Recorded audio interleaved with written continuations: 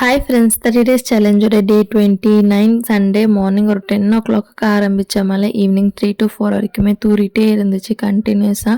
Cook பண்ணவே interest இல்லை, but செஞ்சு தான் ஆகணும். மார்னிங் பிரேக்ஃபாஸ்ட்டுக்கு வந்து தோசை, பெரண்டை சட்னி, அதுக்கப்புறமா பிதுகம் பருப்பு பாயாசம் தான். ஸோ இந்த பாயாசம் வந்து எனக்கு ரொம்பவே ஸ்பெஷல், என்னோடய favourite dish. And one more thing, last year இதே மாதிரி ஒரு வீடியோ ஷேர் பண்ணும்போது ஓரளவுக்கு வைரலாக போயிருந்துச்சு. எனக்கு ரொம்பவே ஹாப்பியாக இருந்துச்சு.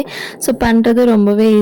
பிதுக்கம் பருப்பை வேக வச்சுட்டு ஸ்வீட்னஸ்க்கு தகுந்த மாதிரி வெல்லம் ஆட் பண்ணிவிட்டு தேங்காய் துருவல், ஏலக்காய் போட்டு மிக்ஸ் பண்ணிட்டிங்கன்னா டேஸ்டியான பாயாசம் வந்து ரெடி. தோசை கூட வச்சு சாப்பிட்றதுக்கு அவ்வளோ சூப்பராக இருக்கும்.